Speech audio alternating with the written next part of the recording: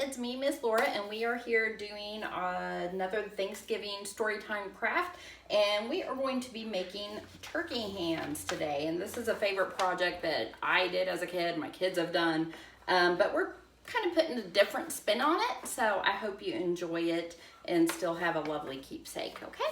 So, to begin with, if you come by the library and pick up your Storytime craft pack, I will show you the items that we have inside of it, but these are also items that you can easily have at your own house. So that's one of the reasons why turkey hands are so fun.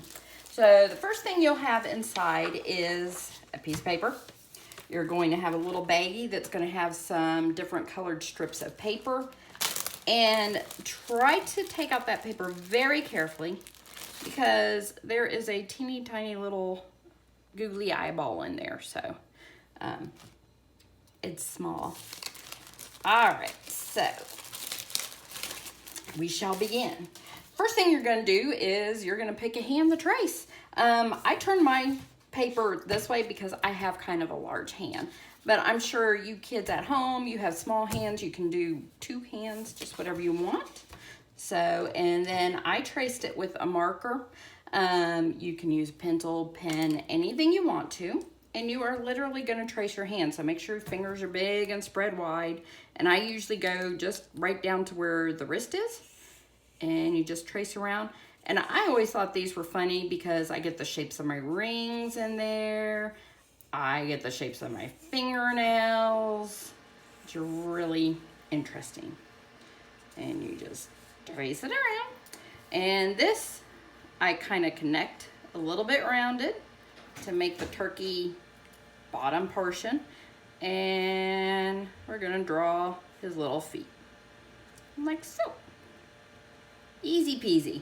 Now if you want to add a little bit more fun on it, you can add like the texture of feathers, and these just look like little U's. If you want to, you can do connected little U's, just however you want. Alrighty. And then we are going to make a beak somewhere up here. I used a marker originally. I forgot to grab my yellow marker, so I'm going to use a yellow pencil. There you go. Hopefully that's showing up. I'm trying to color that in hard for you. There we go. And turkeys have, I think it's called a wobbler. I don't know. I call it a red beard. A wobble.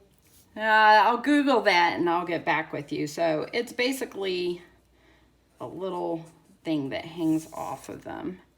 And they're typically like a reddish pinky color. Some roosters have them too. There we go. So we just color that in. See, it looks like a little red beard. And so we don't lose it, we're going to go ahead and glue on the eyeball. And just a little tiny dab of glue will do it. And that's probably even a little bit bigger than what I need. It's a little tiny eyeball. There we go. So the bulk of his face is done. Now in this next stage, you can, if you want to, color it in. Let me put my turkey over here so you can see. I colored them. I used brown. You can use whatever colors you want. And just color it. You don't have to go up into the fingers because as you see, our paper is going to go up there. If you do, that's fine too. You know by now that there is no wrong way to do these crafts. It is your creation. It is your work of art. And the whole point is to have fun and to create memories and have an experience. I'm coloring not my best job for the sake of the video. I like to go a little bit quicker. There you go. And I think I'm going to leave his face white. Let me move his eyeball back. There we go. Maybe he has an orange face. How about that? You can make your turkey any color you want. All right. I'll outline his beak a little bit. There, now you can see his mouth. So there's my rough job of coloring. If you want to overlay your colors, you can do that. And it gives you a little bit more texture in there. You get the idea. I think you guys are all pretty pretty versed on coloring. Now this next part involves those strips of papers. So you'll need scissors for this portion. And basically what I did is I took the paper and I cut it and made a little loop up at the top. And you can cut it to the full length of the paper. You can make it short, whatever you want to do. Add a little dollop of glue on the back.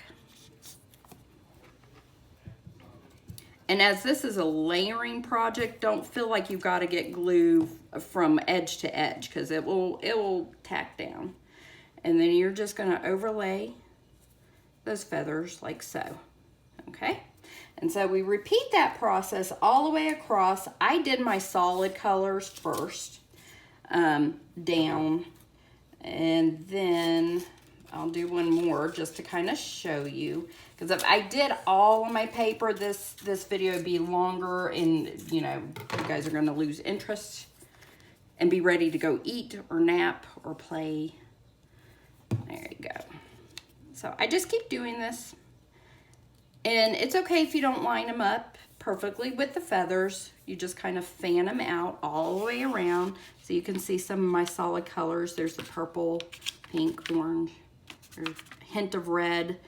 I have one hidden right there, a green one. And once you get that, you just keep repeating that process. As you see, some are short, some are tall. Then you're going to take your colored paper, and it doesn't matter which ones you use. You can make them long or small, and you're going to do the same cut. This one I'm going to kind of make a little bit short. And you can make your feathers any shape you want. This is just the shape I did because it was kind of the shape of my fingers. It doesn't, if you want square feathers, you can do square feathers, triangles, whatever. And then you can just overlay that on there so it looks like you have lots of feathers. And it's kind of dimensional. And see how I have a bunch of scrap right here? I'm not going to throw this away. I'm going to reuse that one too. So I turned it around, and maybe this one's going to be a little bit taller. So that way you get the use of all of that paper that we used. You could use wrapping paper. If you want to, you can add glitter onto it. I'm going to tuck this guy over here. And I'm just going to keep building it and layering it until I'm happy with it. So it's a pretty fun little easy craft. It's a great way to use up any scrap paper that you have laying around, wrapping paper, just whatever you want to do. Here we go. Alrighty, so, and when you're all done, I went ahead and wrote Happy Thanksgiving, and I put the year on it because I know as a mommy, I kept all of my kids' turkey hands. It was a really fun thing to see how the handprints grew over the years. These are very sentimental for parents and grandparents, even aunts. So there you go. Now you can have a little Thanksgiving picture and a good memory. All right. Happy Thanksgiving. Bye-bye.